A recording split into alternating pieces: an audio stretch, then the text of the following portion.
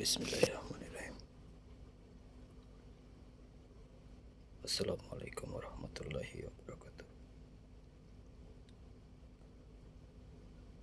আলহামদুলিল্লাহি রাব্বিল আলামিন। মহান আল্লাহ পাক পবিত্র কোরআনের বিষয় বলেছেন যে উনি যে কোরআন অবতীর্ণ করেছেন সেখানে কোথাও কোনো ভুল নেই।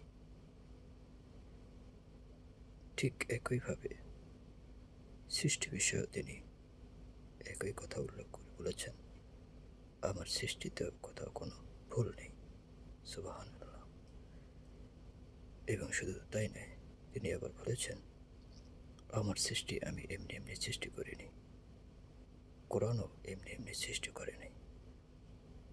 কোরআনের প্রকৃত ব্যাখ্যা সুস্পষ্ট,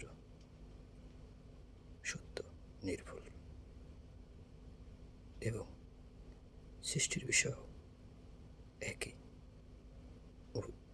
ভাবে বলা হয়েছে সৃষ্টি ঘুরে দেখো এবং তা থেকে তোমরা তোমাদের রবের অনুগ্রহের অনুসন্ধান করো।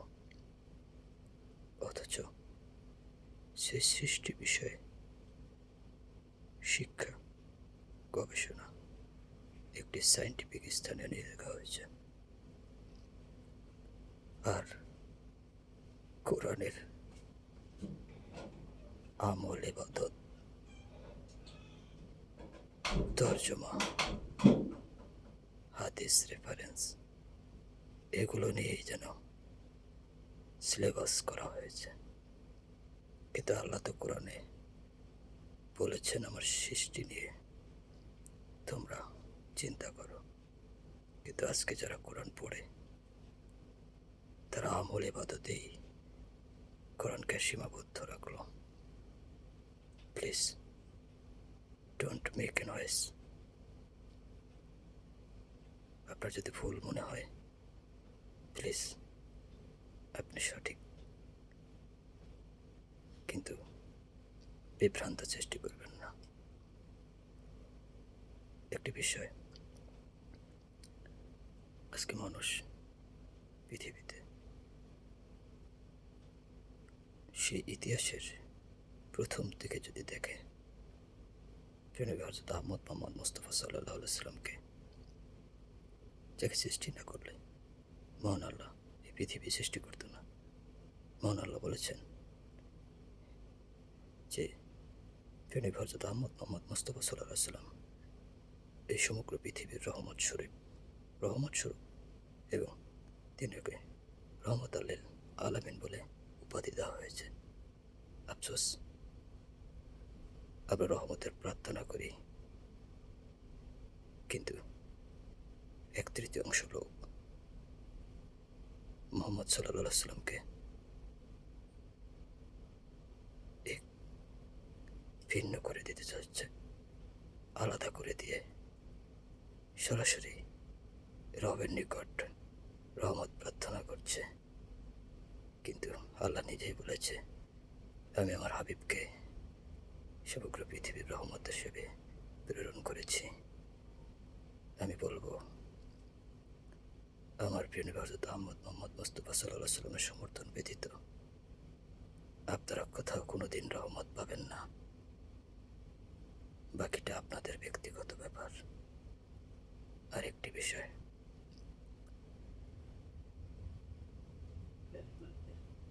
অতীতের ইতিহাসেও সত্যকে গলা টিপে ধরা হয়েছিল। প্রিয় নবী হযরত আহমদ মোহাম্মদ মুস্তাফা সাল্লাল্লাহু আলাইহি সাল্লাম,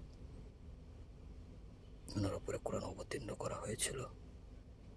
আর সেই কোরআন আজকে সারা বিশ্বে দৃশ্যমান। অথচ সেই কোরআনের পাণ্ডিত্য অর্জনকারীরাও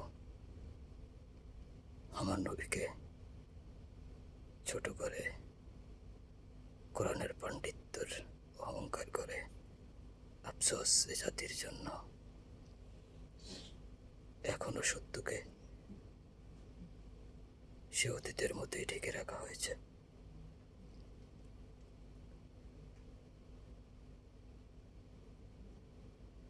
আর একটু বলি, আমাদের সমাজ, এই মানুষ, সে 7 বছরের শিশু অবস্থা থেকে যে কোরআনের যে হাদিস শিক্ষা দিচ্ছে, যে আমল ইবাদত শিক্ষা দিচ্ছে, এদেশের মাদ্রাসা মসজিদ হাফিজ মাওলানার 1/3 তার একটি নির্দিষ্ট গন্তব্য সিলেবাসেই সীমাবদ্ধ। আফসোস, অথচ সেই তারাই তাদের সন্তান, তাদের জন্য, ভবিষ্যতের জন্য primary school, high school, master degree, এদেশ থেকে ওদেশ, বিশেষজ্ঞ, স্কলারশিপ, রিসার্চ ইনস্টিটিউট করে। কই, এখানে তো কোনো সীমাবদ্ধতা রাখেনি।